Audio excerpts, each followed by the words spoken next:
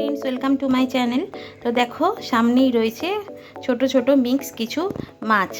তো এটার মধ্যে দেখতেই পাচ্ছ চিংড়ি রয়েছে, আমুদি রয়েছে, তো চাঁদা মাছ রয়েছে, তো গঙ্গার মাছ, আর চাপিলা মাছ রয়েছে। তো ছোট ছোট অনেক ধরনের মিক্স মাছ রয়েছে। তো এই মাছগুলো দিয়ে আমি আজকে একটা রেসিপি দেখাবো। এখানে যে ছোট ছোট মাছগুলো তোমাকে দেখালাম মিক্স করা রয়েছে, মিক্স মাছ। তার মধ্যে আমি দেখো এই যে পেঁয়াজ কুচি দিয়ে দিচ্ছি। তো এটা কিন্তু আমি কাঁচা বানাবো। এই দেখো এখানে লঙ্কা রয়েছে, পেঁয়াজ আর লঙ্কাটা একসঙ্গে আমি এটার মধ্যে দিয়ে দিলাম। দেখো এখানে কাটা রয়েছে আলুগুলো। তো এই আলুগুলো আমি এটার মধ্যে এর মধ্যে এই আলুগুলো দিয়ে দিলাম। আলুগুলো একদম যেরকম ভাজা আলু কাটে ওই রকম সরু সরু করে কাটা। তো এই আলুগুলো, এখানে আমি কিছু বেগুন নিয়ে নিয়েছি পাতলা পাতলা করে কেটে। তো এগুলো আমি এটার মধ্যে দেবো।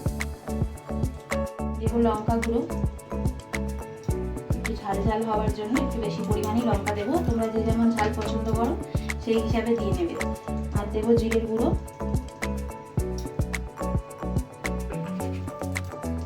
তো এই সবজিগুলোর জন্য আমি অল্প পরিমাণে হলুদ দেবো।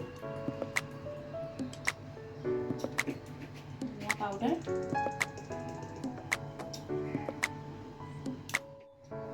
তাই বেশি পরিমাণ নুন কিন্তু অ্যাড করবো না। তো দেখো ফ্রেন্ডস, এরকমভাবে আমি ভালো করে মিক্স করে নেবো সব কিছুটা। তো আমি এটা হাতায় করে করছি, কারণ মাছগুলোতে তো কাঁটা রয়েছে অনেক, হাতে লেগে যাওয়ার চান্স আছে। তাই আমি এটা হাতায় করে নিই, এরকমভাবে মাখিয়ে নেবো ভালো করে। তো এটার মধ্যে কিন্তু আর কোনো মশলা অ্যাড হবে না, আমি যা দিয়ে দিয়েছি এরকমভাবেই আমি কড়ার মধ্যে বসিয়ে। আমি কিন্তু সমস্তটাই মাখিয়ে যে মশলাগুলো দিলাম সব কিছু অ্যাড করে কিন্তু এই ননস্টিকের কড়াতে আমি দিয়ে দিয়েছি। এবার এটার মধ্যে আমি দেবো টমেটো কুচি। দেখো আমি কিন্তু এক্সট্রা কোনো জল দিইনি, এই সবজিগুলো থেকেই যে জলটা বেরোবে সেটা দিয়ে কিন্তু ভাপে ভাপে হবে সর্ষের তেল।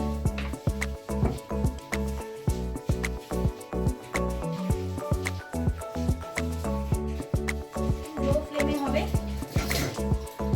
তো গ্যাসটা এখন আমি জ্বালিয়ে দিচ্ছি। এটা কিন্তু একদম লো হিটে রেখে করতে হবে তোমাদেরকে। তো কড়াটা গরম হয়ে গেলে আমি তারপর গ্যাসের ফ্লেমটা কমিয়ে দেবো। ফ্রেন্ডস, সুন্দর ফুটতে শুরু করে দিয়েছে। আমি এখন কিন্তু এটা একটু উল্টে দেবো। দেখো জলও ছেড়েছে এটা থেকে কত। আমি কিন্তু এর মধ্যে জল অ্যাড করিনি, দেখো জল ছেড়েছে। তো এটাকে এখন আমি এরকমভাবে আস্তে আস্তে উল্টে দেবো, বেশি নাড়ানাড়ি করবো না। মাছগুলো একদমই ছোটো মাছ, চাপা দিয়ে দেবো। এটাকে আবার আমি 5 মিনিট এরকমভাবে চাপা দিয়ে রাখবো, তারপর আবার দেখাবো। তো দেখো ফ্রেন্ডস, আবারও আমি 5 মিনিট পর ঢাকাটা খুলে নিচ্ছি। তো দেখো কি সুন্দরভাবে জল ছেড়েছে। আমি এরকমভাবে উল্টে নেব। তো ফ্রেন্ডস, ছোটো মাছের তো রেসিপি তোমরা অনেক রকমভাবেই ট্রাই করেছো।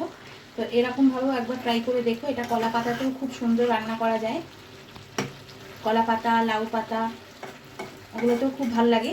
তো আমার কাছে এখন অ্যাভেলেবেল নেই বলে আমি কিন্তু ননস্টিকের কড়াতে করলাম। তো আমাদের তো সকলের বাড়িতেই ননস্টিক রয়েছেই এখন।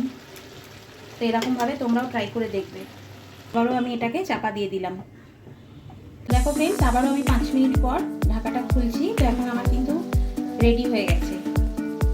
তোমরা দেখে বুঝতেই পারছো জল কিন্তু একদম শুকনো হয়ে গেছে আর তেলও ছেড়ে গেছে চার সাইড থেকে। তো এই রেসিপিটা তোমরা বাড়িতে বানিয়েও খুব সুন্দর একটা রেসিপি। এটার মধ্যে কোনো রকম জল অ্যাড করিনি, শুধুমাত্র আলু, পেঁয়াজ, টমেটো এগুলো থেকে যে জলটা বার হয়েছে সেটা দিয়ে কিন্তু এই মাছটা পুরোপুরি তৈরি হয়েছে। দেখো ফ্রেন্ডস, এই হচ্ছে ফাইনাল লুক। বেগুনগুলো দেখো সুন্দর সিদ্ধ হয়ে গেছে। তো রেসিপিটা তোমাদের কেমন লাগলো অতি অবশ্যই কিন্তু কমেন্টস করো। তো এই রেসিপিটা তো গরম গরম ভাতের সাথে খুব সুন্দর যাবে। তো যারা এখনও অবধি চ্যানেলটাকে সাবস্ক্রাইব করোনি তারা কিন্তু সাবস্ক্রাইব করে দিও। Thank you.